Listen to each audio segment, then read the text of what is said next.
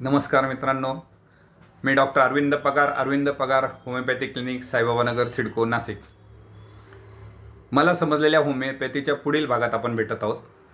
मित्रांनो, आज होमिओपॅथी काय, कशी काम करते, औषधं कसे दिले जातात, त्यांना साईड इफेक्ट आहेत का नाही, याच्याविषयी आपण सविस्तर चर्चा करणार आहोत. होमिओचा अर्थ होतो सम आणि पॅथीचा अर्थ होतो चिकित्सा पद्धती. जर्मन शास्त्रज्ञ डॉक्टर सॅम्युअल हानेमन यांनी 1796 साठी होमिओपॅथीचा शोध लावलेला आहे. डॉक्टर सॅम्युअल हानेमन हे स्वतः ॲलोपॅथिक तज्ज्ञ होते आणि त्या पिरियडच्या ज्या औषधोपचार पद्धती होती त्याच्यापासून होणारे दुष्परिणाम याविषयी ते थोडेसे नाराज होते आणि मग त्यांनी वेगवेगळ्या पुस्तकांना ट्रान्सलेट करण्याचा किंवा भाषांतर करण्याची सुरुवात केली. आणि स्कॉटिश फिजिशियन विल्यम कलेन यांचं एक पुस्तक ट्रान्सलेट करताना त्यांच्या असं लक्षात आलं की सिंकोना बार्क नावाचं जे औषध वनस्पती आहे त्याचा जर अर्क घेतला तर त्याला मलेरियासारखे लक्षणं निर्मिती करण्याची ताकद आहे. सिंकोना बार्कपासून क्विनिन नावाचं मलेरियासाठी औषध तयार केलं जातं. तर त्यांनी स्वतः त्या सिंकोना बार्कचा अर्क घेऊन पाहिला, त्यांच्या मित्रांना दिला आणि प्रत्येकाला मलेरियासारखे सिम्पटम्स प्रोड्यूस झाले. मग त्यांनी त्याच्यावर थोडं संशोधन केलं आणि सकशन म्हणजे पोटेंटायझेशन केलं आणि पोटेंटायझेशन करून होमिओपॅथीचं मेडिसिन मलेरियाच्या पेशंटला सिंकोना बार्क देऊन बघितलं आणि त्या पेशंट्सला आराम मिळाला. आता होमिओपॅथीचे मेडिसिन्स तयार कसे करतात हे मी आधी सांगतो. मी एक उदाहरण देतो. समचिकित्सा पद्धती म्हणजे कशी, लाईक क्युअर्स लाईक किंवा काट्याने काटा काढणं किंवा सिमिलिया सिमिलिबस क्युरेंटरचा अर्थ मी आधी समजून सांगतो. एखादं पेशंट आलेले आहे, त्याला डोळ्यांची आग, डोळ्यातनं पाणी, नाकातून पाणी येतंय आणि ते तक्रार करतंय. तर ॲलोपॅथीमध्ये जर आपल्याला औषध द्यायचं ठरलं तर आपण सर्दीचं औषध देणार, पण पेशंट म्हणतंय मला होमिओपॅथीत औषध पाहिजे. तर आपण काय करणार, त्या पेशंटचे लक्षणं लिहिणार की डोळ्यांची आग, डोळ्यातनं पाणी, नाकातून पाणी. आणि पुढचा प्रश्न राहील केव्हापासून, तर पेशंटने सांगितलं की साधारणतः अर्धा एक तासापासून झालेलं आहे. म्हणजे ही ॲक्यूट कंडिशन आहे आणि या अशा ॲक्यूट कंडिशन्समध्ये आपण त्याला ॲक्यूट रेमेडी देणार आहोत. मग विचार करणार की असा कुठला सबस्टन्स आहे की ज्याच्यामध्ये असं लक्षण निर्मितीची ताकद आहे. आणि आपल्याकडे गृहिणींना रोज तो अनुभव येतो की कांदा कापताना डोळ्यांची आग, डोळ्यातनं पाणी, नाकातून पाणी. तर होमिओपॅथीमध्ये आपण काय करणार, कांद्यापासून बनवलेलं औषध आपण त्या पेशंटला देणार आणि त्याला 100% 1 तासामध्ये आराम मिळणार.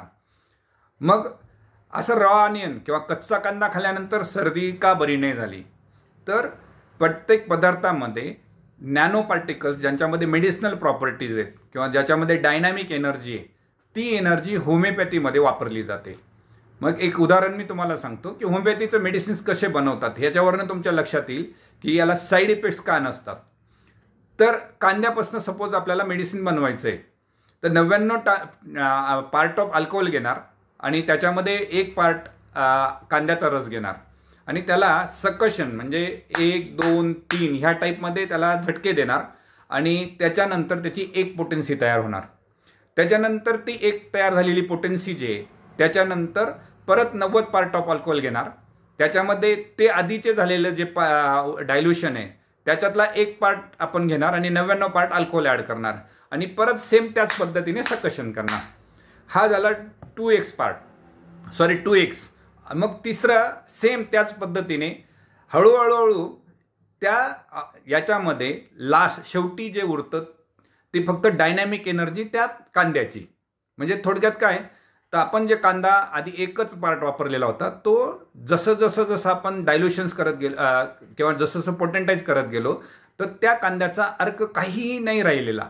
तर शेवटी काय राहिलं तर फक्त पोटेंटाइज रेमेडी किंवा त्याच्यामध्ये डायनॅमिक.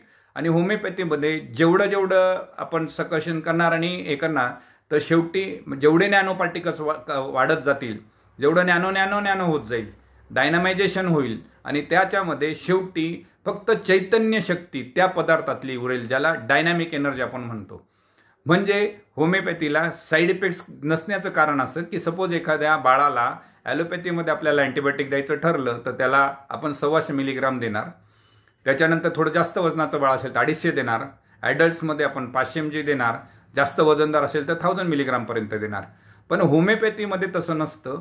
उलट होमिओपॅथीमध्ये जेवढी पोटेन्सी वाढेल तेवढं त्या पदार्थाचा अंश हा जवळजवळ नगण्य झालेला असतो, पण त्या पदार्थामधली जी डायनामिक एनर्जी आहे ती त्या औषधामध्ये उरलेली असते आणि तशी आमची होमिओपॅथीची पोटेन्सी वाढत असते.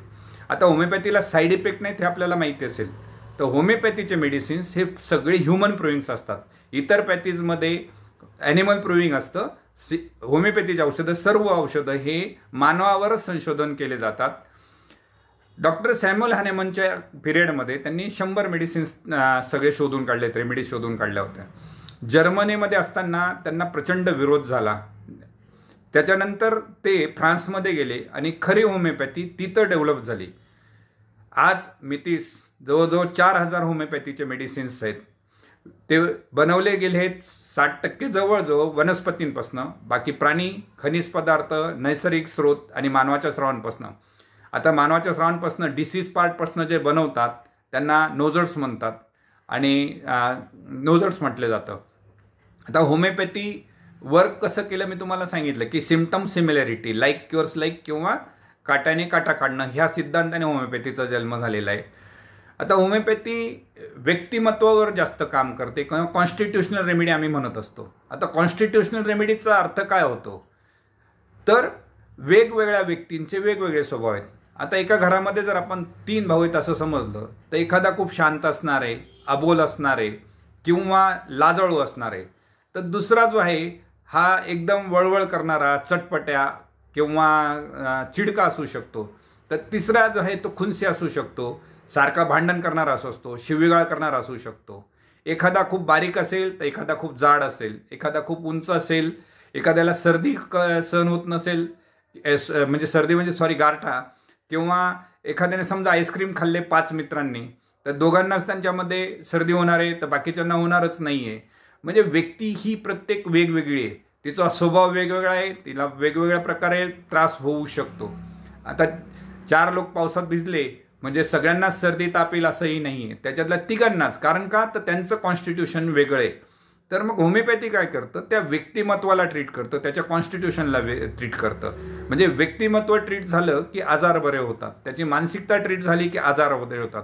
होमिओपॅथीमध्ये ॲक्यूट रेमेडीज ज्या असतात, ज्या तत्काळ काम करणाऱ्या आहेत, त्यांच्यामध्ये पण आपण कारण बघत असतो. एक उदाहरण म्हणून मी सांगतो. माझ्याकडे एक 4 दिवसापूर्वी एक लेडीज आलेली होती. तिचं आणि तिच्या नवऱ्याचं भांडण झालेलं होतं आणि ते भांडण झाल्यानंतर तिच्या तीव्र पोटदुखी सुरू झाली. ज्यावेळेस मी त्यांना विचारलं की काही 1-2 दिवसात काही झालेलं आहे, तर त्यावेळेस ती थोडीशी नाराजीच्या सुरात बोलली की आमचे जे आहे दोघं नवरा बायकांमध्ये भांडण झालं आणि त्यानंतर तिचं पोटदुखी सुरू झालेलं होतं. बरं, ती नाटक करत होती असं नव्हतं, तर खरोखर पोटदुखी सुरू झालेलं होतं. मग तिला मी कोलोसिन नावाचं होमिओपॅथीचं मेडिसिन दिलं आणि 20 मिनिटामध्ये तिला आराम वाटला. मी दुसरं उदाहरण सांगतो. माझ्याकडे एक मुलीला डिस्मेनोरिया म्हणजे पोटात खूप प्रचंड वेदना होत होत्या पाळीच्या वेळेस, आणि वेदना होत असताना तिच्या आईने तिला फक्त मध्ये शब्द सांगितला की म्हणजे मध्ये बोलली फक्त की डॉक्टर अहो हिला खूप त्रास होतो, आणि ती प्रचंड प्रमाणात चिडली तिच्या आईवर की तू मध्ये नको बोलत जाऊ. आणि मग ज्यावेळेस मी विचारलं की हिचा स्वभाव कसा आहे, तर ही खूप चिडकी आहे डॉक्टर, ही काही झालं की चिडचिड करते, हट्टी आहे, मागत असते. आणि तेवढ्या याच्यावर मी कॅमोमिला मेडिसिन दिलं आणि मोजून 20 मिनिटामध्ये तिच्या पेन्स कमी झाल्या. थोडक्यात ॲलोपॅथीपेक्षा सुद्धा होमिओपॅथी फास्ट काम करतं. मी सर्व तापाचे पेशंट्स, सर्दी खोकल्याचे पेशंट्स, निमोनियाचे पेशंट्स, डायरिया डिसेंट्रीचे पेशंट्स होमिओपॅथीने ट्रीट करत असतो. मित्रांनो, पुढील भागामध्ये आपण पुनश्च नवीन माहिती घेऊया.